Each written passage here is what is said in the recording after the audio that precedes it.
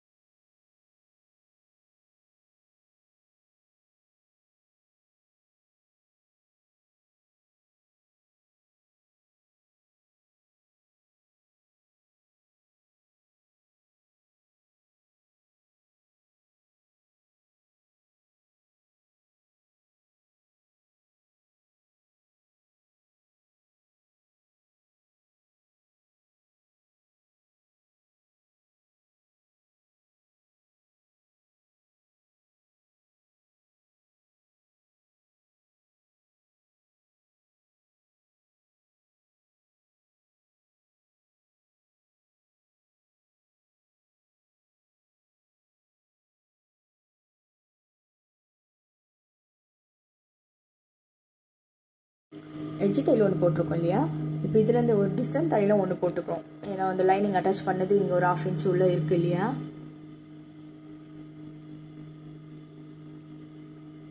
இப்போ இதில் ஒரு டிஸ்டன்ஸ் தையல் போட்டுக்கலாம். இது வந்து நம்ம இந்த பக்கம் திருப்பிட்டு போட்டுக்கலாம் லைனிங் பக்கமாக.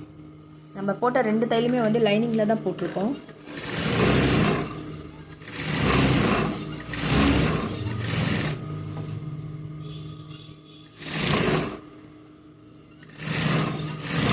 போட்டால் கொஞ்சம் க்ரிப்பாக இருக்கும், அதுக்காக.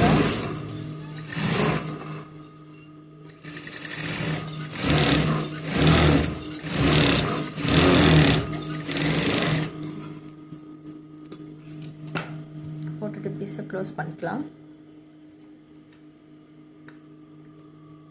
இப்போது ஃப்ரண்ட் இதே மாதிரி லைனிங் அட்டாச் பண்ணிப்போம். அடுத்தது நம்ம இதில் என்னென்னு பார்க்கலாம்.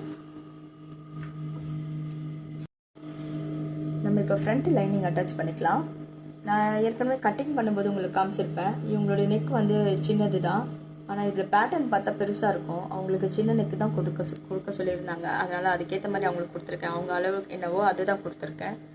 இப்போ அதனால் வந்து இது எப்படி நம்ம பண்ணுறதுன்னு பாருங்கள். லைனிங் இதுக்கு எப்படி அட்டாச் பண்ணான்னு பார்க்கலாம். மார்க்கிங் போட்டு வச்சுருக்கோம், இந்த அளவு கட் பண்ணிக்கலாம். ஃப்ரண்ட்டு நெக்குக்கு இது. இப்போ இது போட்டு அதுக்கு மேலே அதை அட்டாச் பண்ணிக்கலாம். இதுக்கு நான் ஓப்பன் பண்ணிக்கிறேன். லைனிங் ஓப்பனாக ரெடி பீஸ் வந்து ஓப்பனில் தான் இருக்குது.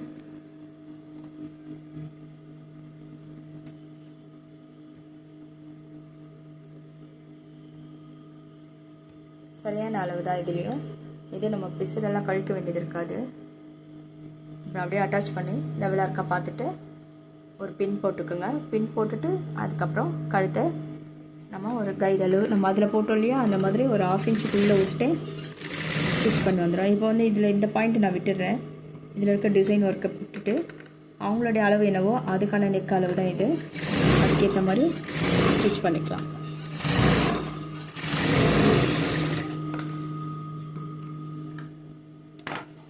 இன்னொரு எட்ஜ் தையல் போடணும் இல்லையா. இப்போ லைனிங் நம்ம அட்டாச் பண்ணியாச்சு. நெக் பீஸ் ஏற்கனவே நம்ம கீழே டவுனில் போட்டு லைனிங் பீஸ் மேலே போட்டு கழுத்து தைச்சிருக்கோம். அதே மாதிரி ஆப்போசிட் பீஸையும் நம்ம கழுத்து தைச்சாச்சு. இப்போ இது வந்து 1/2 இன்ச்சு விட்டுருக்கோம் இல்லையா. இப்போ இதுலேருந்து லெவல் பண்ணிட்டு எட்ஜு போடணும். எட்ஜு எப்படி போடுறதுன்னு பார்க்கலாம். இது முதல்ல நம்ம கிளியர் பண்ணிவிடுவோம். ஒரு அர்க்காத் மட்டும் போட்டுக்கலாம் இதை கிளியர் பண்ணிட்டு. அப்போ நமக்கு எட்ஜு போடுறதுக்கு ஈஸியாக இருக்கும்.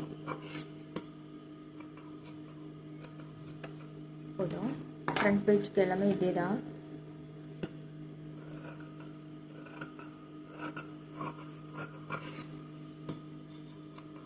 ஃப்ரண்ட்டில் மட்டும் அவங்களுக்கு கேட்காம நம்மளாம் கழுத்துலாம் இறக்கவே கூடாது, டிசைன் இருக்கா இல்லையான்னு பார்க்காம. இப்போ நம்ம பேக்கில் போட்ட மாதிரி எட்ஜ் போட்டுக்கலாம்.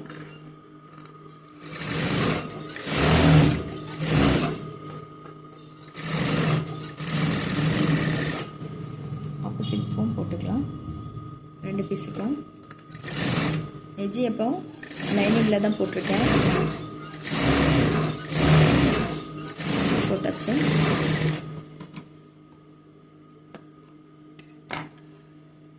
இப்போ வந்து இதுக்கு ஷோல்டர் அட்டாச் பண்ணோம். ஷோல்டர் எப்படி அட்டாச் பண்ணுறதுங்கிறத பார்க்கலாம். இப்போ ஷோல்டர் வந்து நான் ஃபினிஷிங்காக உள்ளுக்கு ஸ்டிச்சிங் போகிற மாதிரி தான் அட்டாச் பண்ண போகிறேன். அதுக்கு ஒரு வீடியோ கொடுத்துருக்கேன் நான் ஏற்கனவே. அந்த வீடியோவில் பார்த்தாலும் பெரிய ஷோல்டர் அட்டாச் பண்ணுறது கொடுத்துருக்கேன், கிளியராக புரியும், அதுலேயும் பாருங்கள்.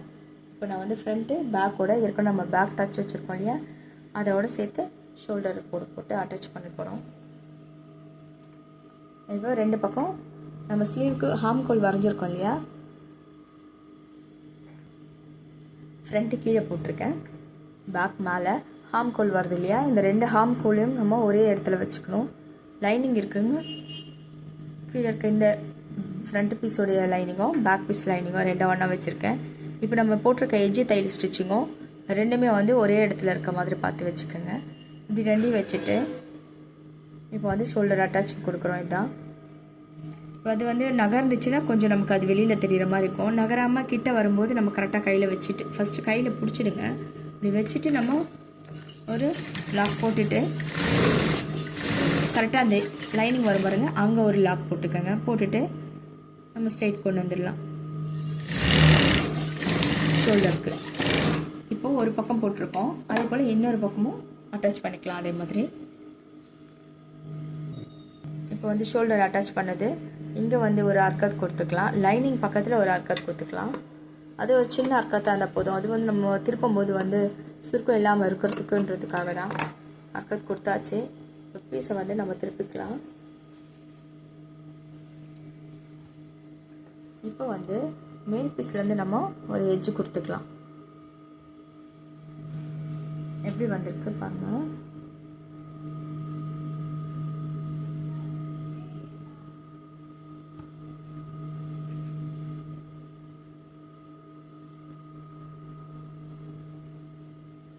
நம்ம எல்லாத்துக்கும் ஃபுல்லாக ஓரத்தையிலெல்லாம் போட்டோம்னா அழகாக வந்து நெக்கு ஃபினிஷிங் அழகாக தெரியும். இப்படி தான் வந்திருக்கும். ஷோல்டர் வந்து ஃபுல்லாக க்ளோஸ்டு இருக்கும், உள்ள ஸ்டிச்சிங்கெல்லாம் உள்ளே போய்ட்டுருக்கும், பீஸரெல்லாம் வெளியில் தெரியாது. நமக்கு தேவைன்னா இது மேலே ஒரு எட்ஜு கொடுத்துக்கலாம். ஆனால் நம்ம இங்கே லாக் பண்ணும்போது அது ஃபினிஷிங் கரெக்டாக தான் இருக்கும், நிற்கும். தேவைன்னா கொடுத்துக்கலாம். சரி, இப்போ மீதி இருக்க அட்டாச்சுங்கெல்லாம் எப்படி பண்ணுறதுன்னு பார்க்கலாம். லைனிங்கோட மீதி எல்லா பீஸுமே அட்டாச் பண்ணோம். இப்போ நெக் வரைக்கும் நம்ம ஃபினிஷ் பண்ணியிருக்கோம். நாம் இப்போ எல்லாத்துக்கும் ஒரு எட்ஜு தையல் போட்டுக்கலாம். ஃப்ரண்ட்டு பேக் எல்லாம் அட்டாச் பண்ணியிருக்கோம் ஷோல்டரோட. இப்போ அதுக்கு நான் சைடு சிங்கிள் தையல் போட்டிருக்கேன். கைட்லேருந்து எட்ஜு தையலாகவே போட்டு வந்துடுவோம். இப்போ இது மாதிரி போடும்போது நம்ம ஒவ்வொரு டிசைன் போட்ட மாதிரி ஒவ்வொரு மாதிரி இருக்கும். ஒரு ஒரு டிசைனில் வந்து ரொம்ப ஸ்ட்ராங் இருக்கும். அப்போ நம்ம இந்த மாதிரி கைடு யூஸ் பண்ண வேண்டியது இருக்கும்.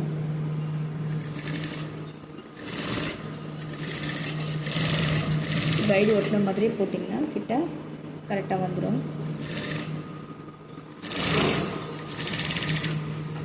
ஒரு க்ரிப்புக்காக தான் இது போடுறது.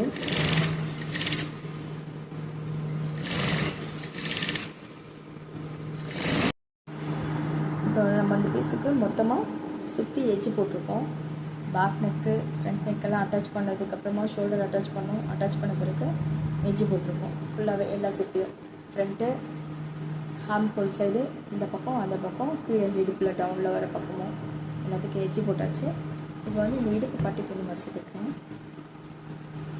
அங்கே இருக்கிற அர்க்காஸ் கொடுத்துருக்கோம் இல்லையா, அந்த இதில் ஃபோல்டிங் பண்ணிக்கலாம். இன்னும் ஒரு 1/2 இன்ச் உள்ளே விட்டுடுவோம் கிளாத்து. இதில் வச்சு நம்ம ஸ்டிச்சிங் பண்ணிக்கலாம்.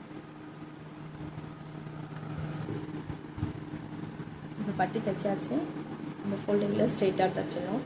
நடுவில் நமக்கு இந்த ஒர்க் ஏதாவது டிஸ்டர்ப் பண்ணுது அளவில் அப்படின்னும்போது ஒரு கைடு அளவு தூக்கி 2 குத்து தள்ளி விடுற மாதிரி தைச்சோம்னா நமக்கு அந்த ஸ்டிச்சிங்கில் டிஸ்டர்பன்ஸ் ஆகும்போது நீடிலும் உடையாது. நம்ம நகர்ந்து தைச்சி வந்துடலாம். இந்த மாதிரி தைச்சிட்டு நம்ம இப்போ வந்து ஸ்லீவுக்கு வந்து லைனிங் அட்டாச் பண்ணிக்கலாம்.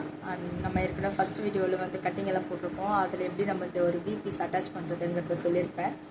இப்போ அதை எப்படி அட்டாச் பண்ணுறதுங்கிறத பார்த்துக்கலாம்.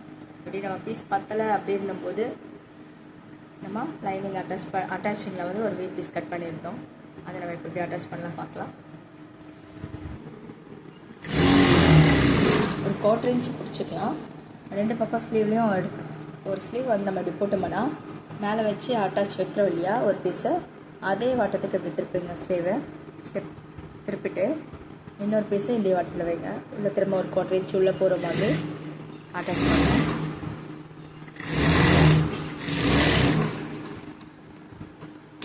இதுக்கு வந்து ஒரு எட்ஜு தையல் போட்டுக்கலாம். இதே மாதிரி அந்த ஸ்லீவ்லேயும் அட்டாச் பண்ணிக்கலாம். அதுக்கப்புறம் எக்ஸ்ட்ரா பீஸில் அட்டாச் பண்ணிட்டு பிறகு நம்ம கட் பண்ணிக்கலாம். இப்படி இருக்கு பாருங்கள். இந்த மாதிரி வரும். இப்போ நம்ம ஸ்லீவுக்கு தேவையான மொத்த அளவும் இதில் இருக்கும். நமக்கு எவ்வளோ தேவையோ அட்டாச் பண்ணும்போது அட்டாச் பண்ணிட்டு கிளியர் பண்ணிடும்போது பண்ணிடலாம். இப்போ நம்ம வந்து பீஸ் அட்டாச் பண்ணியாச்சு. இப்போ இது எப்படி அட்டாச் பண்ணது நம்மளை மேல் பீஸ் போட்டு எப்படி தைக்கிறதுன்னு பார்த்துப்போம். இப்போ இந்த மாதிரி ஸ்லீவ் கட்டிங் பண்ணி வச்சுருக்க பீஸை கீழே போட்டுப்போம். லைனிங் மேலே போட்டுப்போம். லைனிங் தான் ரெடி அளவு நமக்கு. லைனிங் மேலே போட்டுட்டு லைனிங்லேருந்து ஒரு 1/2 இன்ச்சுக்கு நம்ம உள்ளே போகிற மாதிரி ஸ்டிச் பண்ணிப்போம். இதில் இருக்க பீஸ் கணக்கு பண்ண வேணாம். ஏன்னா வந்து அது வந்து கிராஸாக இருக்குது, அப் அண்ட் டவுனாக இருக்கும். ஏன்னா அந்த பீஸ் போட்டிருக்காங்கள அதை ஃபாலோ பண்ண வேணாம். நம்ம லைனிங் போட்டிருக்கோம் இல்லையா, இப்போ லைனிங்லேருந்து ஒரு 1/2 இன்ச் கரெக்ட் பண்ணி ஸ்ட்ரைட் பண்ணிக்கலாம். இது வச்சுட்டு நம்ம ஒரு சேஃப்டி பின் கூட போட்டுடலாம். நமக்கு நடுவாமல் இருக்கணும்னா ஒரு சேஃப்டி பின் போட்டுக்கலாம்.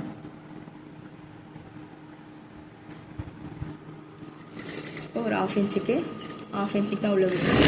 அப்படி ஸ்டிச் பண்ணிக்கலாம். ஏன்னா அது வந்து ஸ்ட்ரைட்டாக இருக்கும் பீஸில் போட்டுட்டு திருப்பிட்டு இதில் ஒரு எஜ்ஜு தையல் போட்டுக்கலாம்.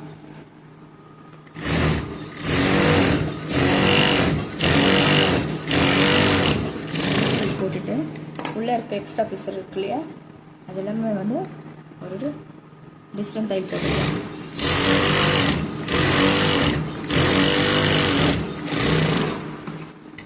இப்படி ஒரு 1 இன்ச் அளவுக்கு டிஸ்டன்ஸ் தையல் போட்டுட்டு இப்போ நம்ம இதை க்ளோஸ் பண்ணிக்கலாம். க்ளோஸ் பண்ணிவிட்டு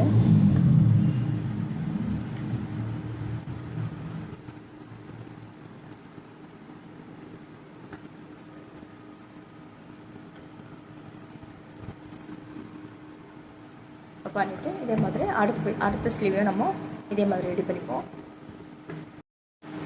இப்போ எட்ஜு தையல் டிஸ்டன்ஸ் தையலும் போட்டுட்டு இப்போ பீஸ் லெவல் பண்ணி வச்சுருக்கேன். இப்போ லைனிங் நமக்கு ரெடி அழுவுங்கிறதுனால நான் லைனிங் பக்கம் தான் பார்த்து தைக்க போகிறேன். போட்டுட்டு ஒரு பின் போட்டுருங்க. அப்போ நம்ம ஸ்டிச்சிங் வந்து கரெக்டான அளவு வந்துடும். இப்போ இதுக்கு நடுவில் வந்து இதில் கொடுத்துருக்க ஒர்க் எதாவது நமக்கு டிஸ்டர்ப் பண்ணுதுன்னா நம்ம அது தனியாக எடுத்து ஆகணும். ஏன்னா வந்து லைனிங் கரெக்டாக அந்த இடத்துல தான் இருக்குது. நம்ம ஒரு எஜ்ஜு தையல் போட்டுக்கலாம், ஒரு டம்மி தையல். அதுக்கப்புறமா நம்ம ஸ்டாப் லைனிங் போட்டு நம்ம மேல் பீஸையும் போட்டு ஸ்டிச் பண்ணி வச்சுருக்கோம். ஒரு டம்மி ஸ்டிச்சிங் கொடுத்தேன். இதுக்கப்புறம் லைனிங் தான் நமக்கு ரெடி அளவு சொல்லியிருக்கேன். இப்போ இந்த லைனிங் அளவுக்கு இந்த பீஸெல்லாம் கட் பண்ணிவிட்டு சரியான அளவுக்கு நம்ம ஸ்லீவ் கொண்டு வந்துடுவோம். இப்படி கட் பண்ணி கிளியர் பண்ணிட்டு போனால் கரெக்டாக இருக்கும்.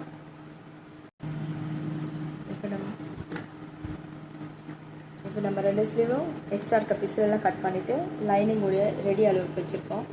இப்போ இதில் வந்து ஹாம்கோலில் வந்து நம்ம உள்ள ஒரு 1/4 இன்ச்சு வந்து கழிப்போம் இல்லையா, லெஃப்ட்டு ரைட்டு. இந்த சுருக்கம் வராமல் இருக்கிறதுக்காக கழிக்கிறது. நான் எப்போயும் வந்து கட்டிங் பண்ணும்போது பண்ண மாட்டேன், ஸ்டிச்சிங் பண்ணும்போது தான் பண்ணுவேன். இந்த மாதிரி அட்டாச் பண்ணிவிட்டு இப்படி பண்ணிவிட்டு ரொம்ப இல்லை, ஒரு 1/4 இன்ச்சு தான் வரும் கணக்கு. இது வரைக்கும் கழிச்சிக்கலாம். கழிச்சிட்டு சும்மா ஒரு மார்க் வச்சுக்கோங்க உங்களுக்கு அடையாளத்துக்கு, ஸ்லீவ் ஏற்றுறதுக்கு. இப்போ லெஃப்ட்டு ரைட்டுன்னு இப்படி அடையாளம் வச்சுக்கினா போதும். நம்ம ஸ்லீவ் ஏற்றும் போது இது எப்படின்னு நான் சொல்கிறேன். இப்போ வந்து 2 ஸ்லீவும் சென்டர் வச்சு பார்த்துக்கோங்க கரெக்டாக இருக்காங்க. அப்போ நம்ம சென்டரை ஏற்றுறதுக்கு ஒரு சின்ன அர்க்காத்தோ நம்ம ஸ்லீவ் அட்டாச் பண்ண பிறகு கொடுத்துக்கலாம். இது கொடுத்துட்டு நம்ம அட்டாச் பண்ணது கரெக்டாக இருக்கான்னு பார்த்துங்க. 2 ஸ்லீவும் அப் அண்ட் டவுன் இல்லாமல் இருக்கணும். அது போல் பண்ணி வச்சுட்டு இப்போ நம்ம இது எப்படி திரும்ப எல்லாத்தையும் இப்போ வந்து எல்லா லைனிங்கும் அட்டாச் பண்ணி வச்சுருக்கோம். ஸ்லீவுக்கு ஃப்ரண்ட்டு பேக்கு எல்லாம் அட்டாச் பண்ணிட்டோம். இதுக்கப்புறம் வந்து நம்ம டாட் பிடிக்கிற வேலைங்க பார்க்கணும். எல்லாத்துக்கும் ரெண்டு டாட் பிடிச்சிட்டு நம்ம ப்ளவுஸு ஈஸியாக ரெடி ஆகிடும்.